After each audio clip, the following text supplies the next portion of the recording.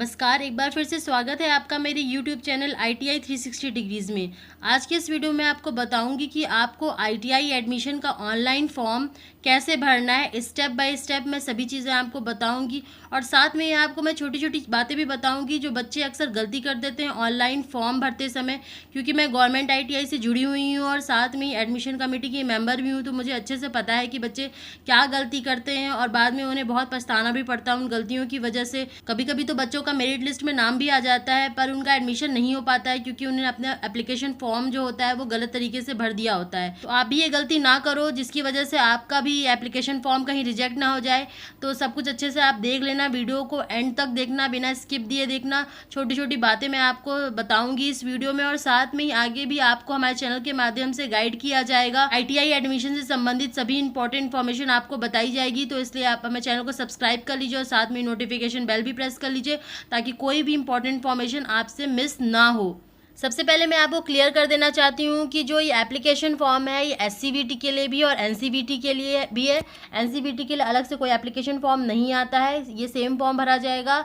और ये पूरे यूपी स्टेट में जो ITI है उनके एडमिशन के लिए फॉर्म है। और साथ में यदि आप प्राइवेट कॉलेज से भी ITI करना चाहते हैं तो भी आपको ये एप्लीकेशन फॉर्म फिल करना पड़ेगा, क्योंकि उसमें भी एडमिशन लेने के लिए भी आपको एक रजिस्ट्रेशन नंबर चाहिए होता है और वो रजिस्ट्रेशन नंबर आपको फॉर्म फिल करके ही मिलेगा। ऐसे आप डायरेक्ट जाकर प्राइवेट ITI में एडमिशन नहीं ले सकते हैं, आपको फॉर्म फिल करना पड़ता है। तो ये बात आपको क्लियर हो गई होगी कि आपको SCVT और NCVT दोनों के लिए यही फॉर्म भरना है और साथ में प्राइवेट और गवर्नमेंट ITI दोनों के लिए आपको यही फॉर्म भरना है। फॉर्म भरने के लिए आपको विजिट करना पड़ेगा वेबसाइट scvtup.in। ये जो है ये इसकी ऑफिशियल वेबसाइट है फॉर्म फिल करने की, scvtup.in। और जो फॉर्म का लिंक है वो मैं डिस्क्रिप्शन बॉक्स में दे दूंगी, जिससे कि आप फॉर्म जैसे आप लिंक पे क्लिक करेंगे तो एप्लीकेशन फॉर्म ओपन हो जाएगा।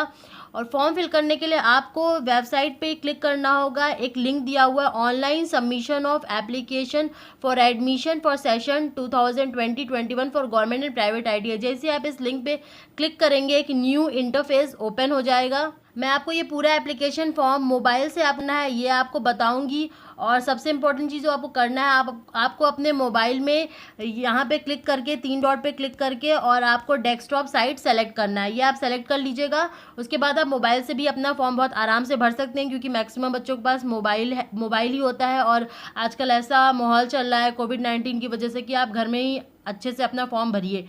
तो देखिए हमें एक न्यू पेज पे रीडायरेक्ट कर दिया गया है जिसमें आपको भुगतान विकल्प दिया हुआ है। आप नेट बैंकिंग, NEFT, RTGS एवं बैंक चालान के माध्यम से पेमेंट कर सकते हैं। और साथ में आपको एक मोबाइल नंबर चाहिए OTP के लिए। और जो आवेदन शुल्क है वो 250 रुपये जनरल OBC कैंडिडेट के लिए और साथ में SC और ST कैंडिडेट के लिए 150 रुपये आवेदन शुल्क है। इम्पॉर्टेंट तिथि है 30 जुलाई से फॉर्म ओपन हो गया है और 23 अगस्त तक आप ये फॉर्म भर सकते हैं रात के 12 बजे तक। साथ में कुछ इंपॉर्टेंट इंस्ट्रक्शन है जो आप यहाँ पे जा करके पढ़ सकते हैं और साथ में आप आवेदन पत्र का प्रारूप भी देख सकते हैं, विवरण पुस्तिका भी डाउनलोड कर सकते हैं आप यहाँ पे। फिर आपको जो गवर्नमेंट इंस्टीट्यूट है उसकी सूची भी यहाँ से मिल जाएगी और प्राइवेट इंस्टीट्यूट की भी सूची यहाँ से मिल जाएगी। फिर रेड कलर में आपको एक स्ट्रिप दिखे जिसमें लिखा हुआ ऑनलाइन आवेदन करें, आपको यहाँ पे क्लिक करना है। क्लिक करने के बाद आप यहाँ एक मैसेज डिस्प्ले होगा, उसको आपको सिंपली ओके कर देना है। उसके बाद आपका एक इंटरफेस ओपन हो जाएगा। तो देखिए एक ये इंटरफेस ओपन हो गया है जिसमें आपको OTP से सत्यापन करना है और ये एक रजिस्ट्रेशन फॉर्म टाइप का है जिसमें आपको अपना नाम लिखना है, इंग्लिश में भी और हिंदी में भी। पिताजी का नाम इंग्लिश हिंदी दोनों में लिखना है, माताजी का नाम लिखना है और साथ में अपना डेट ऑफ बर्थ लिखना है और कैटेगरी सेलेक्ट करनी है और एक मोबाइल नंबर लिखना है। अब बच्चों यहाँ पे एक जो ध्यान देने वाली बात है वो ये है कि आप जो भी अपना नाम लिखेंगे, अपने पिताजी का नाम लिखेंगे, अपने माताजी का नाम लिखेंगे, वो आप अपनी 10th क्लास का सर्टिफिकेट या मार्कशीट लेकर बैठना साथ में और उससे देख कर ही हर एक स्पेलिंग मैच करके आप लिखिएगा। बिल्कुल भी मिस्टेक मत करिएगा अपना नाम लिखने में, क्योंकि बच्चे मिस्टेक कर देते हैं फॉर्म जल्दी भरने के चक्कर में, या फिर आप किसी नेट कैफ़े वाले को दे आते हैं, वो इतना ध्यान नहीं देते हैं और आपका नाम कभी कभी कुछ बच्चों का नाम गलत हो जाता है और फिर वो उसको करेक्शन कराने के लिए बहुत परेशान होते हैं पर वो करेक्शन हो नहीं पाता है। ये बात आप बहुत ध्यान रखना कि आप अपना नाम, अपने पिताजी का नाम, अपने माता का नाम और अपना डेट ऑफ बर्थ बिल्कुल वही भरना जो आपके 10th क्लास के सर्टिफिकेट में या मार्कशीट में लिखा हुआ है, बिल्कुल मैच करके भरना, और साथ में ये मोबाइल नंबर है तो इस मोबाइल नंबर को भी आप अपना ही मोबाइल नंबर देना, किसी नेट कैफ़े वाले का जहाँ से भी आप फॉर्म भरा रहे हैं उसका नंबर मत देना आप, क्योंकि इसमें आपको भी फर्दर बहुत सी जो इन्फॉर्मेशन होती है वो भेजी जाती है। तो चलिए इसको रजिस्ट्रेशन फॉर्म को भर लेते हैं और देखते हैं नेक्स्ट स्टेप क्या है। तो देखिए मैंने सभी डिटेल्स जैसा मेरे 10th क्लास के सर्टिफिकेट में है वैसा भर लिया है, बिल्कुल स्पेलिंग मिला करके भरा है, आप भी बिल्कुल वैसे ही भरिएगा। और अपनी कैटेगरी आप ध्यान से सेलेक्ट कीजिएगा, आप जिस भी कैटेगरी में फॉल करते हैं वही कैटेगरी आप सेलेक्ट कीजिएगा, क्योंकि इसका सर्टिफिकेट भी आपको एडमिशन के समय में देना पड़ता है। यदि आपको हिंदी टाइपिंग में प्रॉब्लम है तो आप गूगल साइट पे भी विजिट कर सकते हैं। गूगल ट्रांसलेट पे आप जैसे ही टाइप करेंगे इंग्लिश में अपना नाम तो हिंदी में आ जाएगा। तो आप इस तरह से अपना ये रजिस्ट्रेशन फॉर्म कंप्लीट कर लीजिएगा। और अब हम सेंड OTP पे क्लिक करते हैं तो फिर देखते हैं कि हमें OTP कब रिसीव होती है। तो देखिए इस तरह से एक मैसेज आ जाएगा, आपको सिंपली से ओके कर देना है। तो OTP मुझे 1-2 सेकंड के अंदर ही रिसीव हो गई है, तुरंत OTP आ जा रही है। आपको OTP एंटर करके और वेरीफाई एंड प्रोसीड पे क्लिक कर देना है। वेरीफाई एंड प्रोसीड पे क्लिक करने के बाद देखिए एक न्यू इंटरफेस ओपन हो जाएगा जिसमें लिखा हुआ है कि आपको कौन सी ITI में सिलेक्शन लेना है, मतलब राजकीय में आप अप्लाई करना चाहते हैं, निजी में करना चाहते हैं, राजकीय एवं निजी में करना चाहते हैं। तो यदि आप गवर्नमेंट को सिर्फ सेलेक्ट करेंगे तो सिर्फ गवर्नमेंट की लिस्ट आएगी, अगर आप प्राइवेट को सेलेक्ट करेंगे तो सिर्फ प्राइवेट की आएगी, और अगर आप दोनों ही सेलेक्ट करते हैं तो दोनों की लिस्ट आएगी। तो आप दोनों सेलेक्ट कर लीजिएगा ताकि आपको दोनों ही ITI कॉलेजेस की लिस्ट अपीयर हो। इसे सेलेक्ट करने के बाद हम सबमिट पे क्लिक करेंगे। सबमिट पे क्लिक करने के बाद से आपका ये पूरा ऑनलाइन आवेदन जो है वो ओपन हो जाएगा, जिसमें टोटल 3 स्टेप हैं, स्टेप 1, स्टेप 2, स्टेप 3, ये आप करना है एक-एक करके। और आपको कुछ डिटेल्स जो आपने रजिस्ट्रेशन में फिल किए थे वो सभी यहाँ पे अपीयर हो जाएंगे। उसके बाद इसमें से कुछ डिटेल्स जो हैं आपको वो एंटर करने होंगे, तो सब कुछ आपको केयरफुली एंटर करना है। पहले हम देख लेते हैं कि क्या क्या आपको एंटर करना है। देखिए जो आपका नाम है हिंदी इंग्लिश में, पिताजी का नाम, माताजी का नाम, ये पहले से ही इसमें आ गया है। फिर आपको यहाँ पे अपना स्पाउस नेम भरना है, यदि आप विवाहित है तो अपनी पत्नी का या पति का नाम आप यहाँ पे फिल कर दीजिए। फिर आपको यहाँ पे अपना जेंडर सेलेक्ट करना है, आप जो भी हैं, पुरुष हैं, महिला या ट्रांसजेंडर जो भी हैं, आप इस हिसाब से यहाँ सेलेक्ट कर लीजिएगा। यदि आप EWS हैं तो आप इसमें यस कर दीजिएगा, वरना इसे नो कर दीजिएगा। EWS का सर्टिफिकेट भी आपको एडमिशन के समय ही, जब आप काउंसलिंग के लिए जाते हैं तो उस समय ही आपको ये दिखाना होता है, वहाँ पर वेरीफाई होता है वो। तो अगर आपके पास सर्टिफिकेट हो तब यस करिएगा, अन्यथा नो कर दीजिएगा। उसके बाद से आपको सेलेक्ट करना है सब कैटेगरी। तो सब कैटेगरी में यहाँ पे बहुत से ऑप्शन है। फिजिकली हैंडीकैप्ड यदि आप इस कैटेगरी में हैं तो आप इसे सेलेक्ट कर लीजिएगा। फिर वार्ड ऑफ मिलिट्री पर्सन, यदि आप सैनिक के पुत्र या पुत्री हैं तो आप इसे सेलेक्ट कर लीजिए, वरना आपको कुछ नहीं करना है इसमें। फिर थर्ड है फ्रीडम फाइटर डिपेंडेंट, यदि आप स्वतंत्रता सेनानी की विवाहित या अविवाहित पौत्र या पौत्री हैं तब भी आप इसे सेलेक्ट कर सकते हैं, अन्यथा आपको इसमें कुछ नहीं करना है, आप इसे ऐसे ही छोड़ सकते हैं। और जैसा भी डिसेबिलिटी का प्रकार है वो, अगर आप PWD कैंडिडेट हैं तो आपको इसमें सेलेक्ट करना है, वरना इसमें आपको कुछ नहीं करना है इस दोनों में। फिर माइनॉरिटी कैटेगरी, यदि आप इसमें से किसी भी कैटेगरी में फॉल करते हैं तो आप इसे सेलेक्ट कर लीजिएगा, वरना आपको इसमें कुछ नहीं करना है, ये ऐसे ही आपको छोड़ देना है। फिर नेक्स्ट है आधार नंबर, ये मैंडेटरी है, आपको आधार नंबर अपना भरना है, अपना मोबाइल नंबर जो ऑलरेडी ऑटो फिल आ रहा है, ईमेल आईडी आपको भरनी है अपनी, तो ईमेल आईडी भी आप अपनी ही भरिएगा, क्योंकि इसमें भी आपको बहुत सी इंपॉर्टेंट इन्फॉर्मेशन आती रहती है। और साथ में ही आपका एडमिशन होने के बाद भी, जब आपका एडमिशन हो जाएगा तो एक ट्रेनी वेरिफिकेशन होता है, जब आप पढ़ रहे होते हैं वहाँ पे तभी आपका एक वेरिफिकेशन होता है कि आप उस कॉलेज के स्टूडेंट हैं कि नहीं। तो उसमें OTP आता है मोबाइल नंबर पे और आपकी ईमेल आईडी पे। उस समय बच्चे बहुत परेशान हो जाते हैं कि हमने नेट कैफ़े वाले का ईमेल आईडी उसने कोई भी भर दी थी, उसका पासवर्ड हमें नहीं पता है, तो काफ़ी दिक्कत बच्चों को फेस करनी पड़ती है। इसलिए आप ये गलती मत करिएगा, आप अपना ही मोबाइल नंबर एंटर करिएगा और अपनी ही ईमेल आईडी एंटर करिएगा, जिसको आप कभी भी यूज़ कर सकें। फिर नेक्स्ट है आपका डोमिसाइल सेलेक्ट करना है, यदि आप उत्तर प्रदेश के निवासी हैं तो आप उत्तर प्रदेश सेलेक्ट कर लीजिएगा, और वरना अन्य प्रदेश सेलेक्ट कर लीजिएगा। फिर होम डिस्ट्रिक्ट आपको सेलेक्ट करना है अपना, ये सारे जितने भी डिस्ट्रिक्ट हैं, अगर आप उत्तर प्रदेश के निवासी हैं तो ये सारे यूपी के जितने भी डिस्ट्रिक्ट है उसमें आ जाएंगे, यहाँ से आप अपना होम डिस्ट्रिक्ट सेलेक्ट कर सकते हैं। फिर नेक्स्ट आपको होम ब्लॉक सेलेक्ट करना है, उसके बाद आपको अपना एड्रेस सेलेक्ट करना है, उसके बाद आपको एक करस्पॉन्डेंस एड्रेस सेलेक्ट करना है। यदि आपका परमानेंट एड्रेस और जो करस्पॉन्डेंस एड्रेस है दोनों सेम है तो आपको सेम एज पे यहाँ पे टिक कर देना है, और यदि डिफरेंट है तो आप इसे भर लेना। तो चलिए इस स्टेप को भी फिल कर लेते हैं, फिर देखते हैं अगले स्टेप में हमें क्या करना है। तो ये वाला स्टेप हमने पूरा कंप्लीट कर लिया है। अब हम बढ़ेंगे नेक्स्ट स्टेप की तरफ। इसे save and go to next step पे क्लिक करेंगे। तो क्या आप सहमत हैं? ओके। तो देखिए एक न्यू इंटरफेस ओपन हो गया है स्टेप 2 का, और यहाँ पे आपको अपना जो क्वालिफ़िकेशन है वो सेलेक्ट करना है, और साथ में ही जो आपका पूरा डिटेल है 8th क्लास का 10th क्लास का सेलेक्ट करना है। काफ़ी कुछ इंपॉर्टेंट चीज़ें हैं इसमें और बहुत ही इंपॉर्टेंट स्टेप है ये फॉर्म का। तो एक एक करके हम सारे स्टेप को समझते हैं। तो जो फर्स्ट कॉलम है इसमें वो है क्वालिफाइंग एजुकेशनल क्वालिफिकेशन। देखिए इसमें बहुत से कॉलम है, तो आप इन सभी को रीड कर लीजिएगा, और आपके जो 10th जिस भी कैटेगरी में आप फॉल करते हैं इसमें से उसी को सेलेक्ट करिएगा। और साथ में ही बच्चों मैं आपको बता दूं, यदि आपने 8वां उत्तीर्ण और 10वां उत्तीर्ण दोनों ही सेलेक्ट कर रखा है, तो आप जो 2 ग्रुप की ITI होती हैं, एक ग्रुप ए और एक ग्रुप बी, तो जो ग्रुप बी वाली होती हैं वो 8th पास वाले बच्चों के लिए होती है। उसकी मेरिट जो होती है वो 8th क्लास की परसेंटेज पे लगती है, और जो 10th क्लास के परसेंटेज पे लगती है वो ग्रुप ए की ITI कहलाती हैं, जैसे फिटर टर्नर मशीनिस्ट, ये सभी ग्रुप ए में आती हैं। और जो ग्रुप बी में आती हैं वो जैसे वेल्डर है, कारपेंटर है, ये सभी ग्रुप बी की ITI आती हैं। तो आप दोनों ही सेलेक्ट कर लेना, 8th उत्तीर्ण भी और 10th उत्तीर्ण भी। ऐसे ही जो ITI की इंजीनियरिंग ट्रेड होती हैं, जैसे फिटर टर्नर मशीनिस्ट, उनके लिए 10th पास होना चाहिए विज्ञान एवं गणित विषय के साथ, ये एलिजिबिलिटी क्राइटेरिया है। और ऐसे ही बहुत सी ट्रेड के लिए अलग अलग क्राइटेरिया है, यदि आप बोलेंगे तो अलग से एक वीडियो बना देंगे कि कौन कौन सी ट्रेड है, टोटल कितनी ट्रेड है ITI में, और साथ में कौन सी इंजीनियरिंग ट्रेड है, कौन सी नॉन इंजीनियरिंग ट्रेड है, और उनके लिए क्या क्या एजुकेशनल क्वालिफिकेशन चाहिए, वो सब कुछ अलग से एक वीडियो में आपको बता दूंगी मैं। फिलहाल 10th में आपका जो भी सब्जेक्ट रहा होगा उसके अकॉर्डिंग आप इसे सेलेक्ट कर लीजिएगा। और 8th और 10th अगर दोनों सेलेक्ट करते हैं तो आप दोनों ही ग्रुप ए और ग्रुप बी दोनों की ITI में आप सेलेक्ट कर सकते हैं, आपको ऑप्शन आएगा। फिर नेक्स्ट है आगे, तो चलिए ऐसे सेलेक्ट भी कर लेते हैं 8वां और 10वां उत्तीर्ण, ये सेलेक्ट कर लिया।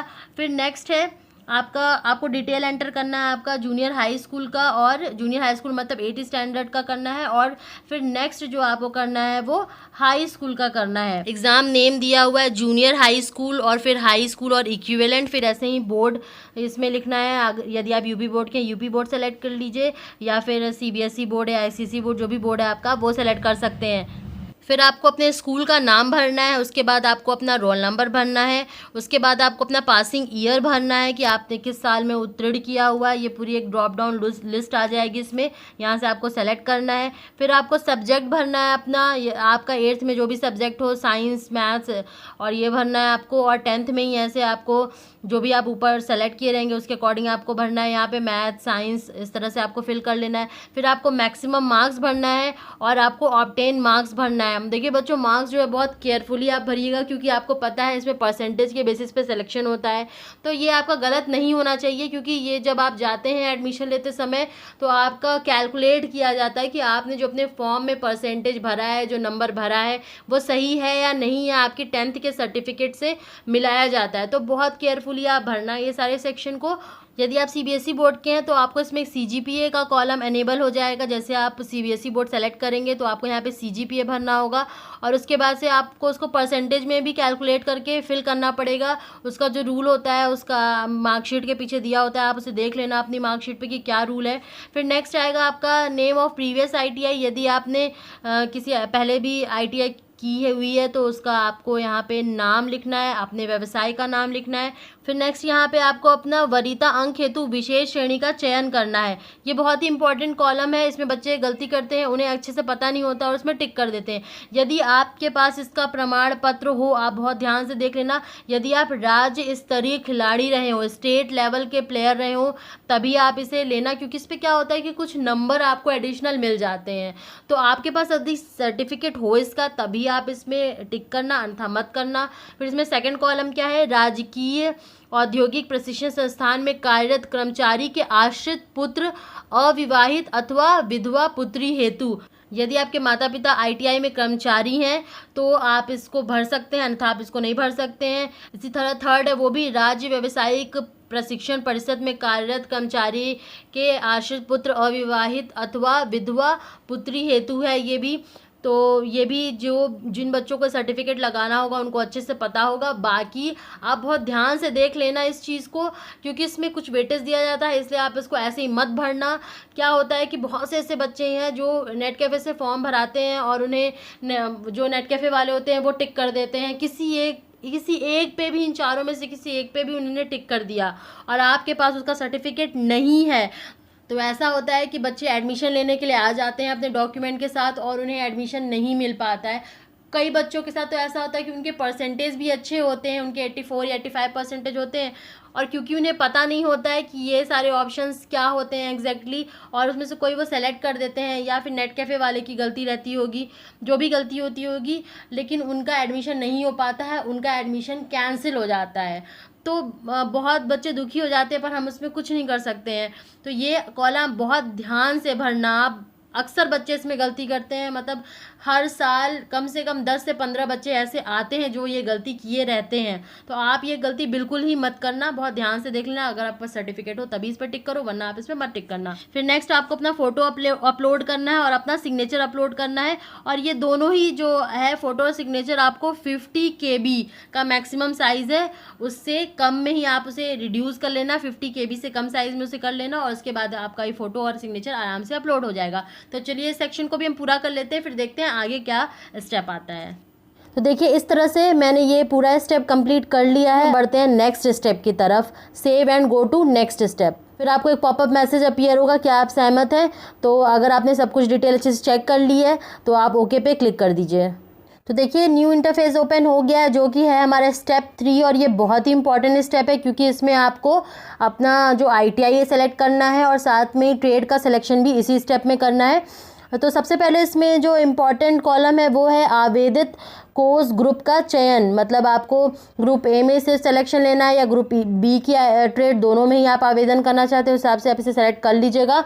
तो ग्रुप A और ग्रुप B हमने दोनों ही सेलेक्ट कर लिया है। उसके बाद नेक्स्ट है कि आपका जो स्थानीय आरक्षण हेतु विकल्प है कि आप गृह विकास खंड के लेवल पे लेना चाहते हैं, कि गृह तहसील के लेवल पे लेना चाहते हैं, कि गृह जनपद या गृह प्रदेश, किसके लेवल पे आप आरक्षण लेना चाहते हैं। तो यदि आप गृह प्रदेश को सेलेक्ट करते हैं तो पूरे प्रदेश में आपका कंपटीशन होगा, यदि आप गृह जनपद सेलेक्ट करते हैं तो पूरे जनपद में आपका कंपटीशन होगा। इसी तरह गृह तहसील अगर सेलेक्ट करते हैं तो उस तहसील में, जिस तहसील से आप बिलोंग करते हैं, उस तहसील के जितने भी बच्चे उस ITI में अप्लाई किए रहेंगे जिसमें आप आवेदन कर रहे हैं, उन सभी बच्चों से आपका कंपटीशन होगा।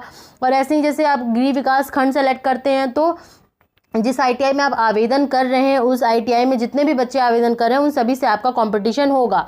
इसका एक और मतलब भी है, यदि आप गृह प्रदेश सेलेक्ट करते हैं तो पूरे स्टेट में जितनी भी ITI होंगी उन सब की लिस्ट आपको अपीयर हो जाएगी और उन सब में ही आप आवेदन कर सकते हैं।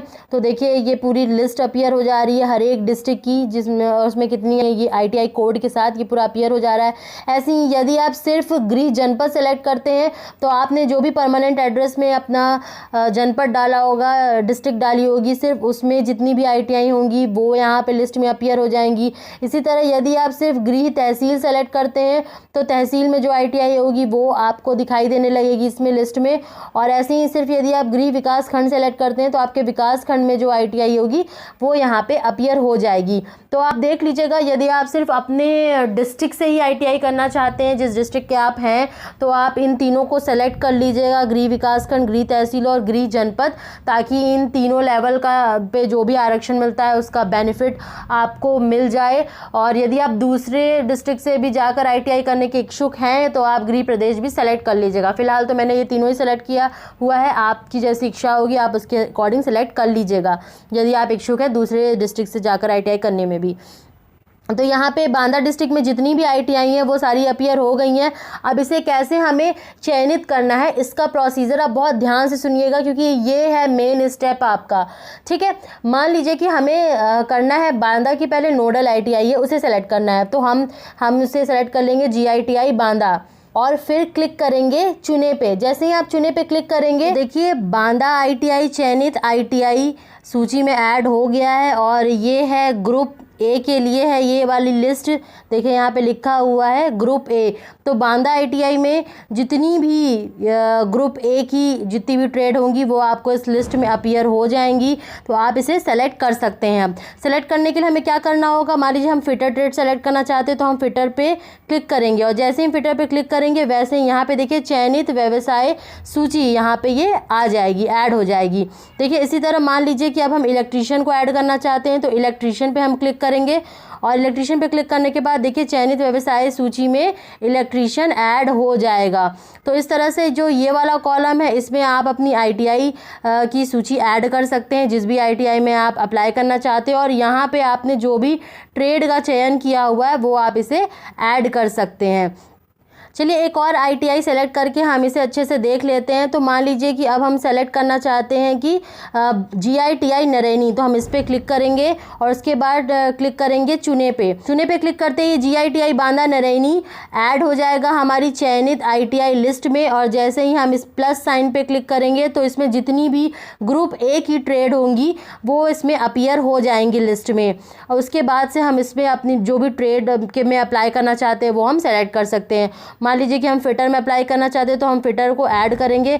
इस व्यवसाय का पहले चयन कर चुके हैं, मतलब आप दोबारा फिटर के लिए अप्लाई नहीं कर सकते हैं क्योंकि आपने फिटर ट्रेड जो है वो ऑलरेडी एक किसी आईटीआई में चूज़ कर ली है। फिटर इलेक्ट्रीशियन क्योंकि हमने पहले ही चूज़ कर ली है तो फिटर इलेक्ट्रीशियन छोड़ करके हम कोई भी दूसरी ट्रेड चूज़ कर सकते हैं। मान लीजिए हम आरएसी चूज़ करना चाहते हैं तो जैसे हम आरएसी पे क्लिक करेंगे तो देखिए आरएसी ट्रेड यहाँ पे ऐड हो जाएगी। तो देखिए ये हमारी आ गई चयनित व्यवसाय सूची में फिटर और इलेक्ट्रीशियन। अब मान लीजिए कि आप इसमें से आपको पहले नंबर पे इलेक्ट्रीशियन रखना है और सेकंड नंबर पे आप फिटर रखना चाहते हैं तो देखिए यहाँ पे आपको एरो का मार्क दिखाई देगा, आप इसे सेलेक्ट कर लेना। इलेक्ट्रीशियन को आप नंबर 1 पे ले जाना चाहते हैं तो आपको इलेक्ट्रीशियन को सेलेक्ट करना और फिर आपको इस एरो पे क्लिक करना है। तो देखिए अब इलेक्ट्रीशियन पहले नंबर पर आ गया और फिटर दूसरे नंबर पर चला गया। अब मान लीजिए आप फिर से इलेक्ट्रीशियन को सेकंड नंबर पे लाना चाहते हैं तो आपको डाउन वाले एरो पे क्लिक करना है। तो ये वाली जब इलेक्ट्रीशियन अब सेकंड नंबर पे आ जाएगा। ऐसे ही मान लीजिए आपको इलेक्ट्रीशियन को हटाना है तो आप इलेक्ट्रीशियन को सेलेक्ट करके और व्यवसाय हटाए पे क्लिक करेंगे तो आपका इलेक्ट्रीशियन इस लिस्ट से हट जाएगा। तो इसी तरह से आप ऑर्डर भी चेंज कर सकते हैं, जो भी व्यवसाय आप सेलेक्ट करेंगे और उसे हटा भी सकते हैं। अब आती है ग्रुप बी की बात। तो देखिए अब बांदा में जितनी भी ग्रुप बी की ट्रेड होंगी आप जो भी आईटीआई सेलेक्ट करेंगे यहाँ पे अपीयर हो जाएंगी। मान लीजिए जीआईटीआई बांदा हम सेलेक्ट करते हैं, फिर हम यहाँ पे चुने पे क्लिक करेंगे तो यहाँ पे बांदा आईटीआई की जितनी भी ग्रुप बी की ट्रेड होंगी वो इस लिस्ट में ओपन हो जाएंगी। फिर हमें सेम प्रोसीजर करना, मुझे लगता है अब आप समझ गए होंगे अच्छे से। फिर भी यदि आपको ये वाला जो सेक्शन है वो समझ में नहीं आता है, आपको प्रॉब्लम हो रही है इससे, तो आप मुझे कमेंट सेक्शन में ज़्यादा से ज़्यादा कमेंट करके बताना। मैं अलग से इसी पे सिर्फ एक वीडियो बता दूंगी। तो चलिए अब देखते हैं आगे आपको क्या करना है। ये हमने व्यवसाय सेलेक्ट कर लिया, अब हम बढ़ेंगे नेक्स्ट स्टेप की तरफ। ओके क्लिक पे क्लिक करेंगे तो देखिए ये पूरा एप्लीकेशन फॉर्म जो है वो पूरा अपीयर हो जाएगा और ये पूरा आप डिटेल अच्छे से चेक कर लेना कि आपने जो भी डिटेल भरी है यहाँ पे सही है कि नहीं। बस आपको देखिए एडमिशन के लिए क्या करना है, फॉर्म भरना है, अपना डिटेल अच्छे से फिल करना है। आपको कोई भी एग्ज़ाम की तैयारी नहीं करनी है तो आप इतना समय दे सकते हैं अपना फॉर्म भरने के लिए। अच्छे से चेक करके अपना फॉर्म भरिएगा। उसके बाद देखिए चेक करने के बाद आपको टिक करना है इस चेक बॉक्स पे मैं सहमत हूँ और उसके बाद प्रोसीड टू पे आपको क्लिक करना है। इसके पश्चात कोई परिवर्तन संभव नहीं होगा। क्या आप सहमत हैं, मतलब जब आप पेमेंट कर देंगे तो आपका कोई भी जो अगर आप मॉडिफिकेशन करना चाहते हैं, कोई चेंज करना चाहते हैं तो आप नहीं कर सकते। तो मुझे कोई चेंज नहीं करनी है, आप सारी डिटेल अपनी चेक कर लीजिएगा, फिर आप ओके पे क्लिक कर दीजिएगा। ओके पे क्लिक करने के बाद देखिए एक पेमेंट गेटवे ओपन हो जाएगा। स्टेट बैंक ऑफ इंडिया का पेमेंट गेटवे है तो आप इसे, ये ऑलरेडी सेलेक्टेड है, बस प्रोसीड टू पे आपको क्लिक करना है। जैसे आप प्रोसीड टू पे क्लिक करेंगे एक नया इंटरफेस ओपन हो जाएगा। तो देखिए बच्चों जैसे ही आप प्रोसीड टू पेमेंट के लिए पे क्लिक करेंगे तो इस तरह से एक बिलिंग एड्रेस का पूरा ऑर्डर समरी का एक डिटेल ओपन हो जाएगा आपका। उसके बाद से यहाँ पे आपको आएगा ऑप्शन सेलेक्ट करने के लिए कि आप किसके थ्रू पेमेंट करना चाहते हैं। तो यदि आप नेट बैंकिंग है आपके पास तो इंटरनेट बैंकिंग से आप सेलेक्ट कर लीजिए। यहाँ पे SBI भी है और यहाँ पे अदर बैंक्स की भी लिस्ट अवेलेबल है, तो आपके पास जो भी अवेलेबिलिटी उससे आप पेमेंट कर सकते हैं। फिर NEFT भी कर सकते हैं आप। फिर SBI ब्रांच के थ्रू भी जाके, मतलब जो चालान भुगतान होता है उसके थ्रू भी जा करके आप पेमेंट कर सकते हैं। तो ये आपके पेमेंट ऑप्शन है जिसे आप पेमेंट करेंगे और आपका फॉर्म कंप्लीट हो जाएगा। फिर एक इम्पॉर्टेंट और बात है जो मैं आपको बता देना चाहती हूँ, उसके लिए हमें अपने मेन वेबसाइट पे जाना होगा। बहुत से छात्रों के साथ प्रॉब्लम हो जाती है कि जब वो आवेदन फॉर्म भरते हैं तो नेट की स्पीड स्लो होती है, कुछ एरर आ जाता है जिसकी वजह से उनका फॉर्म बीच में ही छूट जाता है और इनकम्प्लीट रह जाता है। तो यदि आपके साथ ऐसी कोई प्रॉब्लम होती है तो देखिए जहाँ पे आवेदन ऑनलाइन आवेदन करें लिखा हुआ है उसके नीचे यहाँ पे लिखा हुआ है आपको आवेदन पत्र को प्रिंट अथवा अपूर्ण आवेदन पत्र को पूर्ण करें।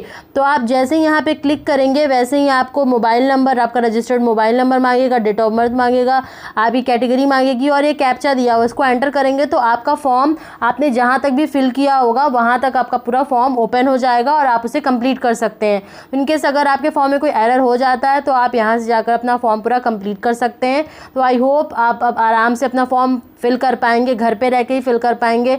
और यदि आपको फिर भी कोई प्रॉब्लम फेस होती है तो आप कमेंट सेक्शन में कमेंट करके बता सकते हैं, आपको मदद की जाएगी। तो ऐसे इन्फॉर्मेटिव वीडियो हम आपके लिए आगे भी लाते रहेंगे, तो हमारे चैनल को सब्सक्राइब कर लें और साथ में नोटिफिकेशन बेल को भी प्रेस कर लें। आज के लिए बस इतना ही, धन्यवाद।